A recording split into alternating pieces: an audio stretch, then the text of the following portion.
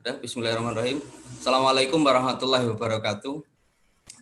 Pada Pak Yasin, saya sampaikan terima kasih yang sebesar-besarnya atas waktu yang diberikan pada saya. Ini terkait dengan penulisan artikel, Bapak Ibu. Di dalam penulisan artikel, kemarin kita mengupas tentang fiksi, sekarang kita mengupas tentang artikel. Artikel itu non fiksi. Saya tidak terlalu banyak memberikan awalan, kita langsung saja pada penulisan artikel. Artikel itu sebuah esai yang sebenarnya lengkap dan panjang dengan panjang tertentu yang dibuat untuk dipublikasikan. Jadi esai ini adalah tulisan-tulisan yang melalui koran, biasanya majalah. Mungkin Bapak Ibu di madrasahnya juga ada yang bagian menulis artikel dan sebagainya, termasuk menulis di buletin, itu ada teknik dan caranya. Kemudian bertujuan untuk menyampaikan ide. Jadi artikel itu tujuannya adalah menyampaikan ide. Jadi tidak hanya sedang menggambarkan, tetapi menyampaikan ide, fakta. Di artikel itu harus didukung oleh ide, juga didukung oleh fakta. Meyakinkan, mendidik, ada juga artikel yang menghibur. Ini biasanya artikel menghibur. Kemudian isi artikel bermacam-macam. Melepuh ya apa tanduk grup tadi dirimu? Bisa bermacam-macam. Beberapa contoh yang sering kita baca, misalnya ada artikel sejarah, ada petualangan, argumentasi, penelitian, pembimbingan dan sebagainya. Ini artikel. Kemudian perlu kita jelaskan ciri-cirinya artikel. Ada ciri-cirinya artikel. Suaranya masuk. Tulisannya singkat. Artikel itu tulisannya singkat, hanya mungkin 900 kata. 900 kata atau paling banyak 1000 kata, paling banyak 1000 kata. Kemudian sumbernya dari fakta yang ada, sumbernya ada fakta, ada data, baik kualitatif maupun kuantitatif. Kemudian bersifat faktual. Faktual ini biasanya opini itu untuk menanggapi masalah-masalah terkini. Sifat opini kadangkala juga untuk menyanggah pernyataan orang lain, tidak sependapat atau mendukung. Ini yang bersifat faktual, data yang diketahui. Kemudian orsinil ya. Orsinil itu artinya bahwa artikel kita itu bukan sekedar mengcopy, bukan kita sekedar mengcopy tulisan orang lain kemudian kita masukkan pada tulisan kita, tidak. Jadi orsinil. Ya. Kemudian isi yang disampaikan sesuai dengan fakta. Seperti saya contohkan di belakang, sesuai dengan fakta. Ini harus berdasarkan ada narasumber, misalnya, atau menyitir pendapat tertentu, menyitir teori tertentu, itu bisa digunakan. Bukan hanya sekedar dari pikiran penulis, jadi tidak bisa berargumen tanpa fakta, kita berargumen tanpa data. Ini kaitannya dengan esai tadi. Ini ciri-cirinya artikel. Kemudian kita langsung pada esai. Esai adalah karangan prosa yang membahas tentang masalah dari sudut pandang penulis. Esai itu sudut pandang penulis. Argumen kita itu bagaimana tentang masalah tertentu. Biasanya masalah ekonomi, masalah sosial, masalah politik. Ini. Misalnya politik sekarang ini kita berargumen, kita berpendapat, oh sebaiknya pemilu pilkada serentak itu ditunda. Kita dengan alasan COVID misalnya, kita bisa juga membuat opini atau membuat esai sejenis itu. Yaitu dengan menampilkan, dengan memaparkan data-data yang ada. Ya, dengan memaparkan data-data yang ada. Oh ternyata apabila tidak ditunda, ini akan berakibat fatal, bahkan korban akan semakin banyak misalnya itu. Jadi fakta-fakta itu yang harus kita paparkan untuk memperkuat argumen kita. Kemudian penulisan esai tidak harus selalu menggunakan bahasa yang baku, ya ini yang perlu bahasanya. Biasanya kalau kita membaca di koran opini atau esai ini bahasanya tidak baku, bahasanya yang penting pembaca itu memahami, itu yang paling penting. Kemudian tidak bertujuan mempengaruhi pembaca, hanya tulisan informatif yang sepenuhnya diserahkan kepada pembaca. Setelah itu tentang penilaian pembaca, bagaimana itu terserah pada pembaca. Ini berbeda dengan opini. Kalau opini itu menulis yang sifatnya itu argumentatif betul. Jadi pendapat kita seperti ini, didukung oleh data, didukung oleh fakta, kemudian ada solusi di belakang. Ini di akhir itu ada solusi, itu namanya opini. Coba kita urai tentang menulis esai dulu. Pertama tentukan topik. Ini topiknya apa? Topik itu lebih spesifik daripada tema. Terus pikiran terdahulu tipe naskah yang akan ditulis. Pikirkan dulu tipe naskah yang akan ditulis. Kemudian buat outline. garis besar atau kerangka di dalam menulis. Kemudian tulisan esai kalimat yang singkat dan jelas. Jadi jangan terlalu menulis panjang-panjang sehingga sulit dipahami. Ini adalah tulisan untuk masyarakat umum. Kemudian tuliskan tubuh esai, buatlah dengan menarik perhatian pembaca. Tulis kesimpulan dan berikan sentuhan terakhir. Sentuhan terakhir itu artinya pembelajaran masa pandemi ini. Kita jelas membahas COVID. COVID itu apa? Kemudian penularannya bagaimana? Ini COVID itu apa? Penularannya bagaimana? COVID itu apa? Itu kita membahas tentang COVID dulu. Kemudian cara penularannya bagaimana? Misalnya. Kemudian dari mana berasal? Ini di paragraf-paragraf awal kita membahas itu. Kemudian berapa negara yang terdampak? Kita menunjukkan fakta. Bagaimana pendidikan sekarang ini? Kemudian sistem pembelajarannya seperti apa? Terus apa yang kendala-kendala yang akan dihadapi? Ini adalah ketika kita mengalami kemandekan ide, bisa saja kita mencoret-coret dengan biasa saja. Artinya kita tidak terlalu kaku ya, tetapi langsung saja kita apa yang kira-kira masih bisa dikembangkan. Dan bukan tidak mungkin setiap paragraf itu masih mungkin berkembang. Tadi saya membaca beberapa tulisan teman-teman yang masih sangat bisa dikembangkan, tetapi kelihatannya mandek dan berhenti. Mungkin nanti saya beri contoh aja. Ini mengembangkan coretan menjadi esai. Apakah COVID itu, ini dari sini, apakah COVID itu dari pertanyaan awal, kita menjawab, apakah COVID itu, COVID-19 merupakan virus yang mematikan. Virus tersebut menyerang sistem pernafasan. Jadi kita membahas COVID. Ini. Siapa yang kena virus, mengalami gangguan paru-paru, apalagi bagi seorang yang sudah punya penyakit bawaan, maka proses penyerangan semakin kuat. Penyebaran corona tidak melihat usia. Jadi bisa menyerang siapa saja. Namun yang jelas saat kekebalan tubuh menurun, maka virus itu akan semakin menyerang dan semakin ganas. Ini kita membahas COVID untuk menjawab COVID itu apa atau apakah COVID itu. Itu tadi pertanyaan itu kita jawab dengan itu. Kemudian kita jawab pertanyaan berikutnya, bagaimana penularannya? Jadi yang jelas kita juga perlu berliterasi untuk berliterasi bagaimana penularan COVID itu. Virus ganas itu mudah menular, gitu. Apalagi bagi orang yang berinteraksi secara langsung. Munculnya klaster baru ini merupakan bukti. Ini kan menjawab fakta-fakta. Bagaimana penularannya? Setiap bersentuhan dengan penderita maka akan muncul klaster baru. Baru-baru ini terdapat klaster yang bermunculan seperti klaster keluarga, klaster kantor, dan masih banyak lagi. Ini menunjukkan bahwa fakta-fakta telah dilakukan. Fakta-fakta telah ditulis untuk menjawab bagaimana penularannya tadi.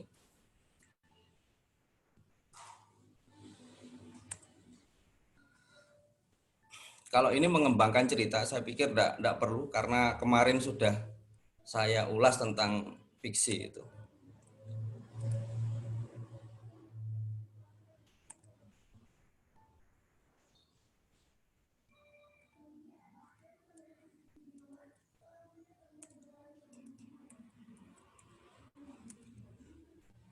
Sebentar, ini masih keliru. Berikutnya teknik untuk mengembangkan opini. Teknik untuk mengembangkan opini.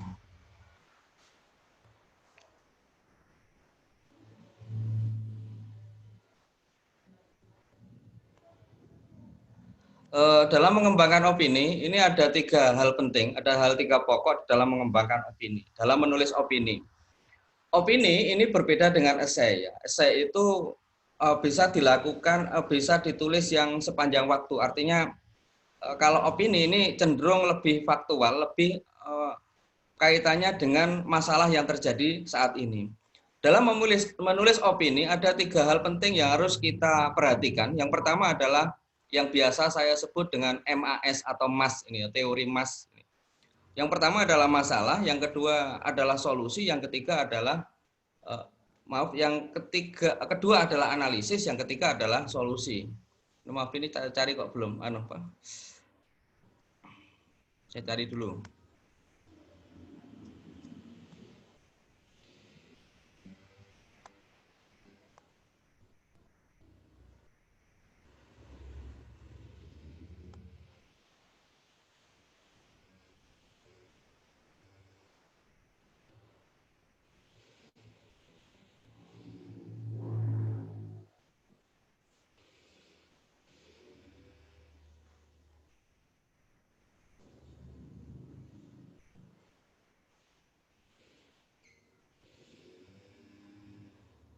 Oh, enggak ada ya.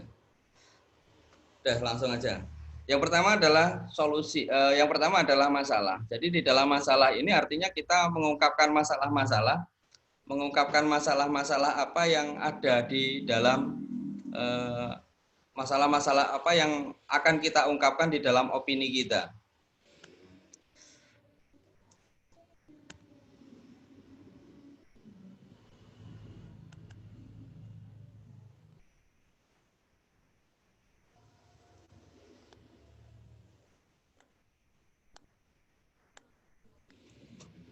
Ini saya mengurai atau mereview salah satu dari peserta. Yang pertama adalah pembelajaran pandemi COVID-19, kendala bagi siswa yang tidak mampu. Ini judul pertama. Pembelajaran pandemi berarti pembelajaran pandemi, bukan pembelajaran secara umum. Pembelajaran pandemi COVID-19, kendala bagi siswa. Ini kira-kira judulnya nyambung apa enggak? Pembelajaran pandemi, jadi bukan pembelajaran. Nah ini kemudian saya ubah, kendala pembelajaran pada masa pandemi COVID bagi siswa yang tidak mampu. Jadi pembelajaran pandemi COVID berarti kita bukan belajar, bukan pembelajaran, tetapi hanya pembelajaran pandemi. Jadi kita sedang mempelajari pandemi. Jadi bukan pembelajaran secara keseluruhan. Ini. Kemudian kita lihat di paragraf pertama, mewabahnya pandemi COVID-19 yang mendunia menyebabkan beberapa dampak di segala sektor. Mewabahnya pandemi COVID-19 yang mendunia menyebabkan beberapa dampak di berbagai sektor, di segala sektor. Kemudian saya ubah, COVID-19 telah mendunia. Virus tersebut berdampak pada berbagai sektor, baik ekonomi, kesehatan, sosial, budaya, hukum, bahkan sektor pendidikan. Ini kalau kita lihat, coba bahasanya dipahami, kira-kira bingung apa enggak? Mewabahnya pandemi COVID-19 mendunia menyebabkan beberapa dampak di segala sektor, baik sektor ekonomi, kesehatan, sosial, budaya, hukum, maupun bahkan sektor pendidikan. Kemudian saya ubah menjadi, saya edit kembali, baik ekonomi, kesehatan, sosial, budaya, bahkan sektor pendidikan. Kemudian ini sebenarnya masih bisa dikembangkan. Dari sektor-sektor ini masih bisa dikembangkan. Kalau di paragraf berikutnya masih bisa dikembangkan. Sektor ekonomi telah mengalami kelesuan. Apa yang terjadi di sektor ekonomi? Mengalami kelesuan. Ini masih bisa dikembangkan. Kemudian kesehatan masyarakat terancam. Keresahan masyarakat juga meningkat akibat pelanggaran hukum. Misalnya pencurian dan lebih memprihatinkan lagi adalah sektor pendidikan. Ini artinya kita sudah masuk pada pendidikan. Kondisi ini semakin diperparah ketidakjelasan kapan virus corona itu berakhir. Ini dari tulisan Bu siapa tadi? Itu saya bedah menjadi seperti ini. Jadi dari sisi bahasa, dari sisi konten juga sudah, tapi saya tidak mengubah isi. Karena berbagai upaya telah dilakukan, namun virus tersebut telah merebak, bahkan terdapat aparatur kesehatan sendiri terjangkit. Beberapa diantaranya telah meninggal. Coba kita bandingkan dengan tadi, mungkin sudah tidak sama. Bahkan tidak sama. Apalagi datangnya secara tiba-tiba dan menanggulangi perlu waktu yang cukup lama. Peristiwa itu terjadi sejak bulan Maret 2029.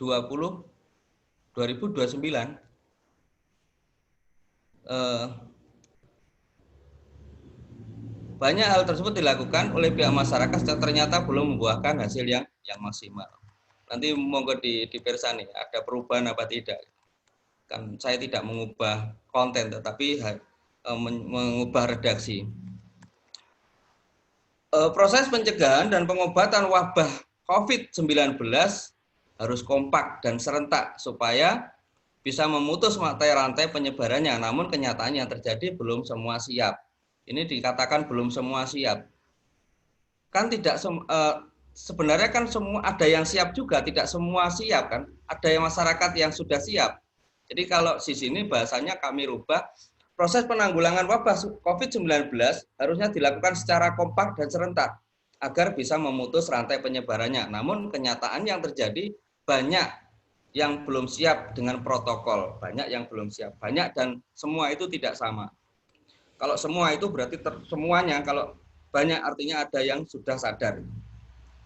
Virus corona akan segera reda apabila masyarakat sadar kesehatannya sendiri dan kesehatan orang lain. Selain itu harus didukung oleh sarana yang memadai. Ini sudah saya ubah kesadaran masyarakat dan sarana yang menunjang. Kemudian banyak hal yang dilakukan oleh pemerintah, ini juga saya rubah. Pemerintah melakukan berbagai upaya. Banyak hal yang dilakukan pemerintah. Pemerintah melakukan upaya agar virus tidak terus merambat ke masyarakat. Upaya itu antara lain himbauan memakai masker, cuci tangan dengan sabun. Ini juga saya ubah menjadi banyak hal yang sekolah pun dilakukan sekolah dengan pembelajaran online jarak jauh, dikenal dengan terjadi. Ini bahkan kok baru di sini ada penutupan pabrik. Penutupan pabrik itu seharusnya termasuk fakta di atas, bukan tiba-tiba muncul di sini ada penutupan pabrik, banyak yang dilakukan. Ini juga perlu seharusnya ada di atas ini. Kemudian bawahnya, lah ini juga seharusnya tidak masuk, makanya sudah saya edit dan tidak saya masukkan karena kita harus membahas adalah pembelajaran online. Jadi pada pokok masalahnya adalah pembelajaran online. Jadi di sini sudah tidak saya masukkan. Di dunia pendidikan merebah itu sama enggak? Merebah lah turuan, merebah itu. Jadi merebak itu sudah saya ubah. Pembelajaran online, jadi saya melanjutkan yang ini. Jadi pokok bahasan kita itu di pembelajaran online. Jadi kita turunkan pembelajaran online, menawarkan berbagai model dengan berbagai aplikasi. Aplikasinya kan banyak sekali. Di antaranya e-learning. Ini. Pembelajaran ini menggunakan aplikasi yang telah ditetapkan oleh madrasah atau sekolah. Aplikasi e-learning telah dilengkapi dengan video dan audio untuk mengoperasikan dapat melalui komputer. Untuk pengoperasiannya dapat melalui komputer atau handphone. Jadi itu yang saya ubah, mungkin masih banyak lagi. Jadi fungsi editor itu sebenarnya seperti itu, tetapi akan lebih baik apabila penulis sendiri juga melakukan swasembada. Jadi ada logika apa tidak antara paragraf yang satu dengan paragraf yang lain, kalimat yang satu dengan kalimat yang lain.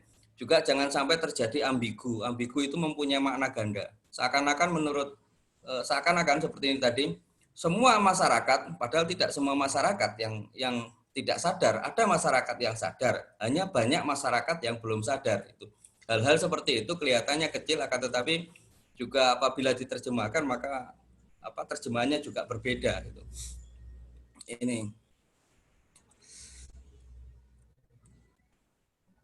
Ini Bapak Ibu yang berhasil sedikit saya ubah itu. Sebenarnya juga masih banyak. Nanti makanya kemarin saya sampaikan ke Bapak Ibu agar mengirim jangan PDF. Kalau PDF kan saya harus mengubah lagi. Makanya ini harus langsung saja. Ini Bapak Ibu yang sudah saya ubah. Kemudian tadi pagi ada kiriman juga.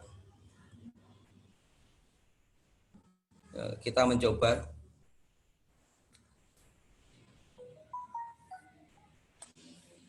Ini tadi pagi Pak Zainuddin kirim ini.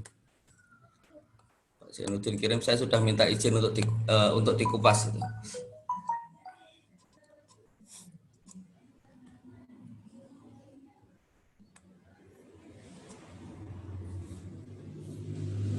Ini judulnya Belajar dari Rumah atau Merdeka Belajar.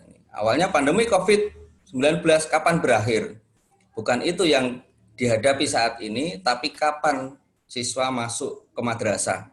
Nyatanya zona merah hijau yang menentukan, seperti lampu kedip-kedip merah, oranye, kuning, hijau bergantian membuat bingung penentu kebijakan. Pandemi COVID-19 ini kemudian saya ubah. Pandemi COVID-19 kapan berakhir? Ini kan namanya pertanyaan. Ini sudah masalah, pertanyaan artinya. Bukan itu sebenarnya pertanyaan utama saat ini. Jadi tidak ini utamanya pertanyaan ini. Jadi kita tidak sedang membahas COVID-19, tetapi kapan kira-kira anak-anak akan berangkat ke sekolah dan belajar kembali. Sepertinya, tetapi kapan siswa itu belajar ke madrasah ini? Ini juga harus perlu diperjelas. Tapi kapan siswa masuk ke madrasah? Kan awalnya anak-anak itu masuk menjadi tidak masuk. Awalnya jadi logikanya itu kembali masuk sekolah. Bukan kapan masuk, tetapi kembali masuk. Namun kapan siswa kembali masuk sekolah? Karena kenapa? Karena menggunakan logika bahwa sebelumnya anak-anak sudah masuk sekolah, kemudian karena COVID harus di rumah, maka dia belajar di rumah. Maka pernyataan atau pernyataannya kapan mereka akan kembali ke sekolah? Gitu. Atau kapan mereka akan kembali belajar di sekolah? Gitu. Itu yang perlu dirubah. Nyatanya warna hijau yang menentukan. Perubahan warna seperti lampu kedap-kedip ya. Lampu berkedip merah, oranye, kuning, dan hijau bergantian sesaat membuat bingung penentu kebijakan. Ini penentu kebijakan dibingungkan oleh zona merah, kuning. Ini. Kemudian apapun zonanya, guru harus siap menghadapi tantangan zaman. Jadi ini bukan tantangan zaman, tapi tantangan situasi, keadaan. Apapun zonanya, guru harus siap menghadapi tantangan baru new normal. Tantangan baru new normal. New normal kan tidak biasa bagi kita. Bagaimana harus pakai masker tiap hari. Kemudian cuci tangan, biasa gak tahu iso malah iso gitu. Terus biasanya enggak pakai masker, ya maskeran ini sangat mengganggu. Ini banyak yang tidak siap menghadapi. Kemudian kurikulum normal darurat telah disiapkan. Maka pembelajaran pun harus tetap berjalan. Maka pembelajaran harus tetap berjalan. Pembelajaran jarak jauh menjadi suatu keharusan. Siswa belajar di rumah karena bagaimanapun belajar itu sesungguhnya bisa di mana saja di luar rumah. Ini adalah solusi. Kemudian ini adalah solusi bagaimana pembelajaran agar tetap berlangsung. Ini cukup sedikit, nanti katanya ditambahkan, ini miliknya Pak Zainuddin.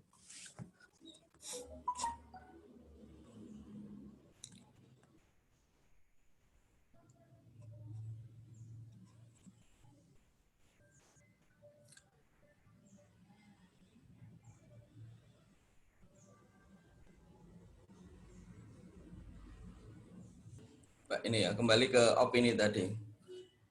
Ini tadi hanya membandingkan tadi. Ini opini tadi tentang COVID ini.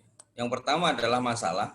Tadi saya sampaikan bahwa di dalam menulis opini itu yang pertama kita sampaikan masalah, yang kedua kita sampaikan analisis, yang ketiga adalah solusi. Di dalam beropini, berpendapat itu harus ada solusi. Jadi kita tidak sekedar memaparkan pendapat kita, tetapi ada solusi. Misalnya di sini tentang kendala-kendala yang dihadapi bagi siswa yang tidak mampu.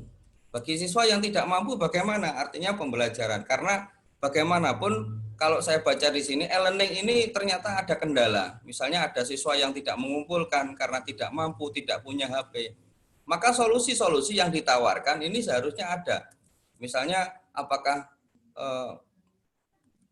pemerintah memberikan bantuan kuota atau membelikan HP atau misalnya ataukah gurunya itu datang ke sekolah, datang ke rumah atau siswa masuk tetapi digilir dalam arti hanya dibatasi beberapa anak khusus bagi yang tidak mampu. Ini adalah solusi-solusi yang diharapkan ditawarkan di dalam ketika ada pada masa pandemi atau ketika menghadapi siswa tidak mampu. Ini kan kendalanya mereka tidak punya paket, tidak punya kuota, bahkan tidak punya HP. Ini solusi ini harus diselesaikan gitu. Solusi harus diselesaikan. Apakah orang tuanya dipanggil tapi dengan protokol kesehatan yang sangat ketat ataukah siswanya masuk dengan protokol yang sangat ketat agar pembelajaran ini tetap berlangsung. Jangan sampai ini terjadi, biarkan saja, nyatanya juga seperti ini. Ini artinya bahwa itu tidak ada solusi, tetapi harus ada solusi. Ini di sini saya belum sekolah akhirnya mengevaluasi dengan memecahkan masalah tersebut, terutama akses internet dan datang ke sekolah mengikuti protokol pandemi. Ini sudah menawarkan solusi. Ya. menawarkan solusi, siswa didatang ke sekolah kemudian dengan protokol yang sangat ketat. Misalnya dibatasi tiap hari itu 10 anak agar pembelajaran tetap berlangsung. Sebab kalau dibiarkan bisa juga siswa itu menjadi tidak sekolah gitu. Ini solusi yang ditawarkan oleh di dalam opini ini. Ini sudah bagus opini ini, cuma bahasanya saja yang perlu diperbaiki. Jadi saya juga pernah melihat di dalam opini ini yang pertama adalah masalah, yang berikutnya adalah analisis, bagaimana mengevaluasi, itu dinyatakan dievaluasi di sini. Kesulitan siswa, komunikasi dan sebagainya ini dievaluasi di sini. Jadi itu sebagian besar sebenarnya sudah bagus, cuma mungkin tata bahasanya saja yang perlu karena kurang terlatih aja. Nah, kalau nulis di koran ini sudah bisa, ini sudah bagus ini nulis di koran. Cuma bahasanya perlu dirubah. Tapi kalau biasanya koran itu mau merubah apa? Media itu mau merubah juga enggak, Pak. Paling di delok mari ngono gak dimuat kan gitu aja kalau bahasanya enggak bisa dipaham. Makanya kita harus proses di dalam menulis itu kan harus tetap kita lakukan. Menulis, kemudian swasembada, editing, sampai kemudian terakhir publikasi itu. Jadi proses menulis, jadi berulang-ulang tidak apa-apa ditulis sampai tulisan itu bagus. Sebab kadang-kala editor itu enggak semua editor mau seperti itu, mau mengubah enggak semua editor mau seperti itu. Jadi itu yang perlu saya sampaikan, Bapak Ibu. Sebelumnya apabila ada kekurangan saya mohon maaf. Billahi taufiq wal hidayah. Assalamualaikum warahmatullahi wabarakatuh. Waalaikumsalam warahmatullahi wabarakatuh. Bapak Ibu, dimana tadi paparan dari Pak Mahfur yang berkaitan dengan penulisan isi dan opini, di mana isi dan opini masuk pada kategori artikel, Bapak Ibu, di mana artikel ilmiah dalam bentuk isi dan opini itu dari Pak Mahfur tadi diberikan sebuah trik untuk membuat isi atau opini itu bisa diawali dengan membuat satu kerangka dulu. Jadi permasalahannya apa, kemudian dari permasalahan itu kemudian diurai menjadi satu kerangka tulisan. Dengan kerangka-kerangka tadi kemudian bisa dikembangkan, didukung dengan data dan fakta dari yang berkaitan, data dan fakta yang berkaitan dengan apa yang akan kita tulis itu nantinya. Oke, Bapak Ibu, saya kasih kesempatan untuk diskusi. Silakan Bapak Ibu menanyakan ya, dengan mengangkat tangan ya, videonya di-on-kan dulu, kemudian angkat tangan, baru kemudian nanti bisa memberikan pertanyaannya. Kami silakan. Iya. Monggo Pak Mahfur kalau menampilkan screen kembali. Iya. Saya menampilkan contoh esai. Ini contoh esai yang kemarin saya kirim ke Perpusnas. Gitu. Saya kirim masuk Perpusnas dan masuk nominasi. Ini ada esai. Esai itu artinya kan ini bukan yang terkini, artinya dibaca kapanpun bisa. Beda dengan opini tadi, harus terupdate terkini. Kalau ini kan tidak, ini namanya esai. Contoh. Ini saya mengirim ke Perpusnas dulu pada saat lomba. Saya kalah karena hanya masuk nominasi saja. Ini masuk nominasi. Ini menjaga eksistensi perpustakaan sebagai agen perubahan. Ini kan berbeda dengan esai tadi, berbeda dengan opini. Ini yang pertama saya melihat dari sudut pandang sejarah, tentunya latar belakang dulu. Lihat sudut pandang, memaparkan sudut pandang sejarah. Bahwa perpustakaan itu penting, bahkan sejak zaman Kutai, ini argumen-argumen saya ketika menyatakan bagaimana pentingnya perpustakaan, dan perpustakaan itu harus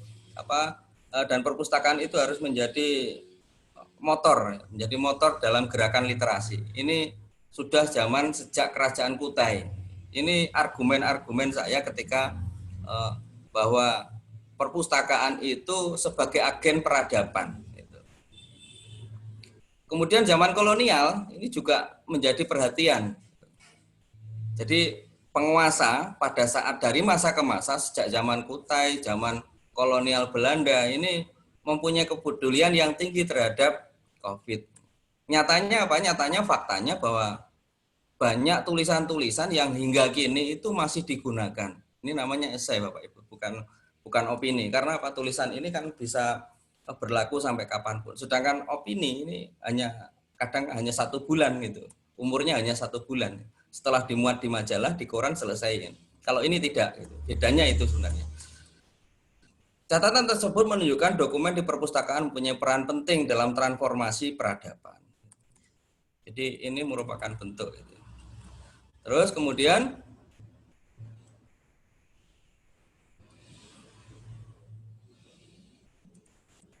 saya juga melihat fenomena yang terjadi. Fenomena yang terjadi ini rendahnya literasi di Indonesia dibanding dengan negara-negara di dunia. Indonesia itu hanya ranking 62 dari 72 negara. Ini artinya di ASEAN itu rendah. Kemudian tetapi kita tidak boleh pesimis gitu. Ini apa ya, hanya seni berbahasa saja. Sebenarnya kalau biasa nulis itu hanya kayak orang apa ya, hanya permainan seni. Di sana menyampaikan sejarah, kemudian berargumen, kemudian di tengahnya itu menyampaikan bahwa Indonesia ini permasalahannya seperti ini. Hanya ranking 62. Tetapi kita tidak boleh pesimis, dipermainkan lagi dengan bahasa itu. Ini kemudian kita membandingkan dengan fakta-fakta di negara lain. Anak umur 4 tahun ini sudah didaftarkan sebagai anggota Perpus, sedangkan di Indonesia ini kan berbeda. Sampai tua pun kita kadang-kala enggak banyak tahu Perpus. Dan baru tahu Perpus Pare itu di mana itu kan masih ternyata di situ Perpus Pare. Saya juga baru tahu kan gitu. Ya. Ini kontradiktif sekali apabila kita membandingkan dengan negara di Swedia gitu. Ini bentuk dari apa namanya esai, ya, tulisan-tulisan yang dibaca kapanpun bisa. Terus bagaimana kita merubah image seperti itu? Apalagi saat ini zamannya teknologi, anak-anak banyak menggunakan HP daripada menggunakan baca buku.